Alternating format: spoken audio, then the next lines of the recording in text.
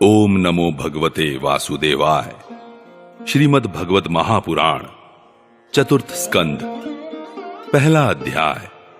स्वयंभू मनु की कन्याओं के वंश का वर्णन।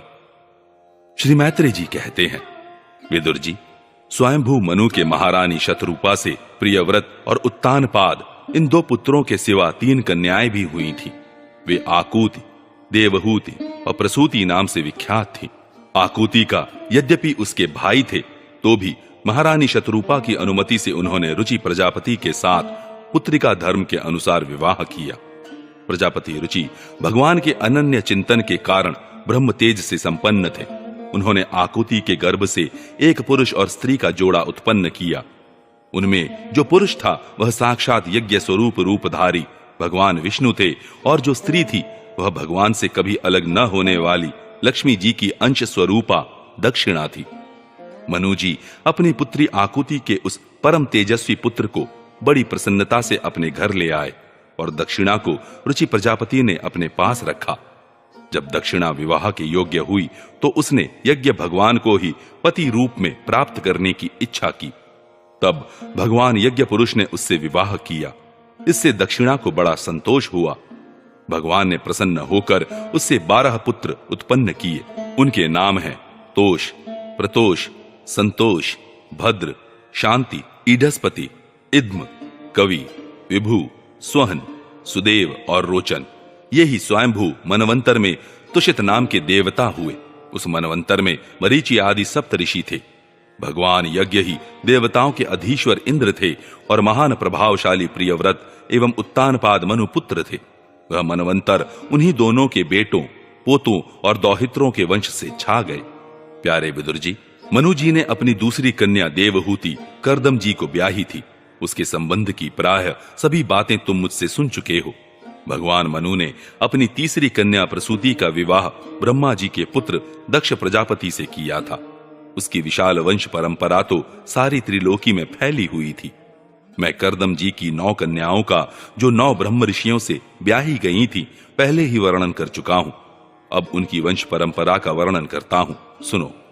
मरीचि ऋषि की पत्नी कर्दम जी की बेटी कला से कश्यप और पूर्णिमा नामक 2 पुत्र हुए, जिनके वंश से यह सारा जगत भरा हुआ है। शत्रुतापन विदुर जी, पूर्णिमा के विरज और विश्वग नाम के 2 पुत्र तथा देवकुल्या नाम की एक कन्या हुई। यही दूसरे जन्म में श्री हरि के चरणों के धोवन से देव नदी गंगा के रूप में प्रकट हुई। अत्रि की पत्नी अनसुईया से दत्तात्रेय, दुर्वासा और चंद्रमा नाम के 3 परम यशस्वी पुत्र हुए। ये क्रमशः भगवान विष्णु, शंकर और ब्रह्मा के अंश से उत्पन्न हुए थे। विदुर जी ने पूछा, गुरु जी, कृपया यह बतलाइए कि जगत की उत्पत्ति, स्थिति और अंत करने वाले इन सर्वश्रेष्ठ देवों ने अत्रि मुनि के यहाँ क्या करने की इच्छा से अवतार लिया था? श्री मैत्री जी ने कहा, जब ब्रह्मा जी ने ब्रह्म ज्ञानियों में श्रेष्ठ महर्षि अत्रि को सृष्टि रचने के लिए आज्ञा दी, तब वे अपनी सहधर्मिणी के सहित तप करने के लिए ऋक्ष नामक कुल पर्वत पर गए। वहां पलाश और अशोक के वृक्षों का एक विशाल वन था। उसके सभी वृक्ष फूलों के गुच्छों से लदे थे तथा उसमें सब ओर निर्विंध्या नदी के जल की कलकल ध्वनि गूंजती रहती थी। उस वन में वे मुनि श्रेष्ठ प्राणायाम के द्वारा चित्त को वश में करके 100 वर्ष तक केवल वायु पीकर सर्दी गर्मी आदि द्वंद्वों की कुछ भी परवाह न कर एक ही पैर से खड़े रहे। उस समय वे मन ही मन यही प्रार्थना करते थे कि जो कोई संपूर्ण जगत के ईश्वर हैं, मैं उनकी शरण में हूं, वे मुझे अपने ही समान संतान प्रदान करें। तब यह देखकर कि प्राणायाम रूपी ईंधन से प्रज्वलित हुआ अत्रि मुनि का तेज उनके मस्तक से निकलकर तीनों लोकों को तपा रहा है, ब्रह्मा, विष्णु और महादेव तीनों जगतपति उनके आश्रम पर आए। उस समय अप्सरा, मुनि, गंधर्व, सिद्ध, विद्याधर और नाग उनका सुयश गा रहे थे। उन तीनों का एक ही साथ प्रादुर्भाव होने से अत्रि मुनि का अंतःकरण प्रकाशित हो उठा। उन्होंने एक पैर से खड़े खड़े ही उन देव देवों को देखा और फिर पृथ्वी पर दंड के समान लौटकर प्रणाम करने के अनंतर अर्घ्य, पुष्पादि पूजन की सामग्री हाथ में ले उनकी पूजा की। वे तीनों अपने अपने वाहन हंस, गरुड़ और बैल पर चढ़े हुए तथा अपने कमंडलू, चक्र, त्रिशूल आदि चिन्हों से सुशोभित थे। उनकी आंखों से कृपा की वर्षा हो रही थी। उनके मुख पर मंद हास्य की रेखा थी, जिससे उनकी प्रसन्नता झलक रही थी। उनके तेज से चौंधिया कर मुनिवर ने अपनी आंखें मूंद ली। वे चित्त को उन्हीं की ओर लगाकर हाथ जोड़कर अति मधुर और सुंदर भावपूर्ण वचनों में लोक में सबसे बड़े उन तीनों देवों की स्तुति करने लगे। अत्रि मुनि ने कहा, भगवान, प्रत्येक कल्प के आरंभ में जगत की उत्पत्ति, स्थिति और लय के लिए जो माया के सत्वादि तीनों गुणों का विभाग करके भिन्न भिन्न शरीर धारण करते हैं, वे ब्रह्मा, विष्णु और महादेव आप ही हैं। मैं आपको प्रणाम करता हूं। कहिए, मैंने जिनको बुलाया था, आप में से वे कौन महानुभाव हैं? क्योंकि मैंने तो संतान प्राप्ति की इच्छा से केवल एक सुरेश्वर भगवान का ही चिंतन किया था। फिर आप तीनों ने यहां पधारने की कृपा कैसे की? आप लोगों तक तो देहधारियों के मन की भी गति नहीं है, इसलिए मुझे बड़ा आश्चर्य हो रहा है। आप लोग कृपा करके मुझे इसका रहस्य बतलाइए। श्री मैत्रेय जी कहते हैं, समर्थ विदुर जी, अत्रि मुनि के वचन सुनकर वे तीनों देव हंसे और उनसे सुमधुर वाणी में कहने लगे।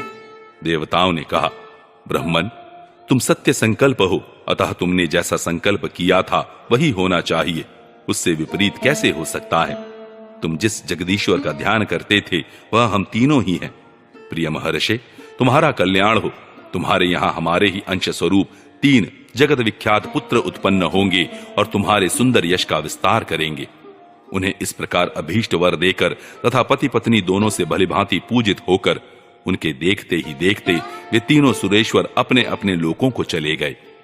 ब्रह्मा जी के अंश से चंद्रमा, विष्णु के अंश से योगवेत्ता दत्तात्रेय जी और महादेव जी के अंश से दुर्वासा ऋषि अत्रि के पुत्र रूप में प्रकट हुए। अब अंगिरा ऋषि की संतानों का वर्णन सुनो। अंगिरा की पत्नी श्रद्धा ने सीनीवाली, कूहू, राका और अनुमति इन 4 कन्याओं को जन्म दिया।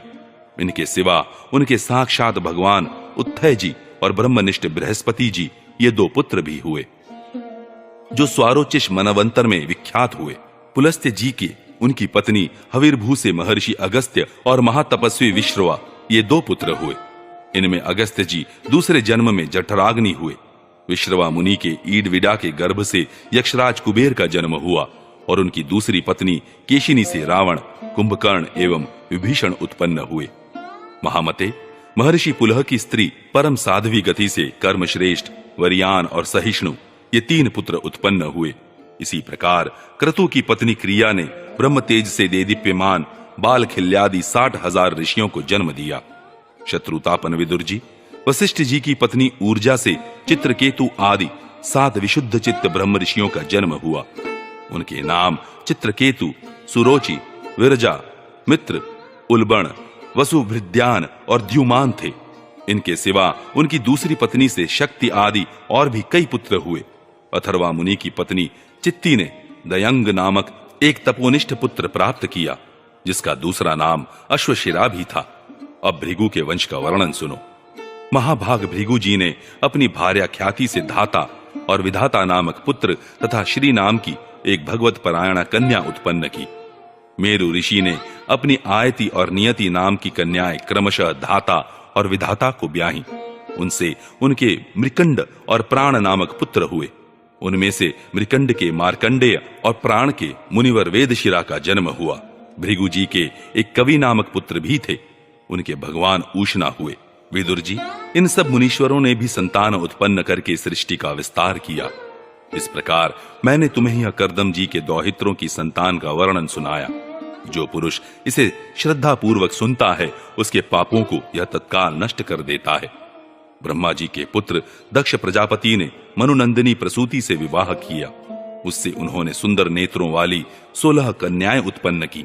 भगवान दक्ष ने उनमें से 13 धर्म को, एक अग्नि को, एक समस्त पितृगण को और एक संसार का संहार करने वाले तथा जन्म मृत्यु से छुड़ाने वाले भगवान शंकर को दी।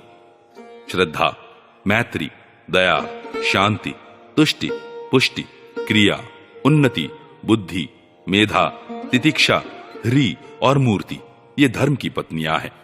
इनमें से श्रद्धा ने शुभ, मैत्री ने प्रसाद, दया ने अभय, शांति ने सुख, तुष्टि ने मोद और पुष्टि ने अहंकार को जन्म दिया। क्रिया ने योग, उन्नति ने दर्प, बुद्धि ने अर्थ, मेधा ने स्मृति, तितिक्षा ने क्षेम और ह्री ने प्रक्षय नामक पुत्र उत्पन्न किया। समस्त गुणों की खान मूर्ति देवी ने नर नारायण ऋषियों को जन्म दिया। इनका जन्म होने पर इस संपूर्ण विश्व ने आनंदित होकर प्रसन्नता प्रकट की। उस समय लोगों के मन, दिशाएं, वायु, नदी और पर्वत सभी में प्रसन्नता छा गई। आकाश में मांगलिक बाजे बजने लगे, देवता लोग फूलों की वर्षा करने लगे, मुनि प्रसन्न होकर स्तुति करने लगे, गंधर्व और किन्नर गाने लगे, अप्सराएं नाचने लगी। इस प्रकार उस समय बड़ा ही आनंद मंगल हुआ तथा ब्रह्मादि समस्त देवता स्तोत्रों द्वारा भगवान की स्तुति करने लगे। देवताओं ने कहा, जिस प्रकार आकाश में तरह तरह के रूपों की कल्पना कर ली जाती है, उसी प्रकार जिन्होंने अपनी माया के द्वारा अपने ही स्वरूप के अंदर इस संसार की रचना की है और अपने उस स्वरूप को प्रकाशित करने के लिए इस समय इस ऋषि विग्रह के साथ धर्म के घर में अपने आप को प्रकट किया है, उन परम पुरुष को हमारा नमस्कार है, जिनके तत्व का शास्त्र के आधार पर हम लोग केवल अनुमान ही करते हैं, प्रत्यक्ष नहीं कर पाते। उन्हीं भगवान ने देवताओं को संसार की मर्यादा में किसी प्रकार की गड़बड़ी न हो इसलिए सत्व गुण से उत्पन्न किया है। अब वे अपने करुणामय नेत्रों से जो समस्त शोभा और सौंदर्य के निवास स्थान निर्मल दिव्य कमल को भी नीचा दिखाने वाला है, हमारी ओर निहारे। प्यारे विदुर जी, प्रभु का साक्षात दर्शन पाकर देवताओं ने उनकी इस प्रकार स्तुति और पूजा की। तदनंतर भगवान नर नारायण दोनों गंधमादन पर्वत पर चले गए। भगवान श्री हरि के अंशभूत वे नर नारायण ही इस समय पृथ्वी का भार उतारने के लिए यदुकुल भूषण श्री कृष्ण और उन्हीं के सरीखे श्याम वर्ण कुरुकुल तिलक अर्जुन के रूप में अवतीर्ण हुए हैं। अग्निदेव की पत्नी स्वाहा ने अग्नि के ही अभिमानी पावक, पवमान और शुचि ये 3 पुत्र उत्पन्न किए। ये तीनों ही हवन किए हुए पदार्थों का भक्षण करने वाले हैं। इन्हीं तीनों से 45 प्रकार के अग्नि और उत्पन्न हुए। ये ही अपने 3 पिता और 1 पितामह को साथ लेकर 49 अग्नि कहलाए। वेदज्ञ ब्राह्मण वैदिक यज्ञ कर्म में जिन 49 अग्नियों के नामों से आग्नेय इष्टियां करते हैं, वे ये ही हैं: अग्निश्वात, बर्हिष्यद, सोमप और आज्यप, ये पितर हैं। इनमें साग्निक भी हैं और निरग्निक भी। इन सब पितरों की पत्नी दक्ष कुमारी स्वधा है। इन पितरों से स्वधा के धारिणी और वयुना नाम की 2 कन्याएं हुई। वे दोनों ही ज्ञान विज्ञान में पारंगत और ब्रह्म ज्ञान का उपदेश करने वाली हुई। महादेव जी की पत्नी सती थी। वे सब प्रकार से अपने पतिदेव की सेवा में संलग्न रहने वाली थी, किंतु उनके अपने गुण और शील के अनुरूप कोई पुत्र नहीं हुआ, क्योंकि सती के पिता दक्ष ने बिना ही किसी अपराध के भगवान शिव जी के प्रतिकूल आचरण किया था। इसलिए सती ने युवावस्था में ही क्रोधवश योग के द्वारा स्वयं ही अपने शरीर का त्याग कर दिया था।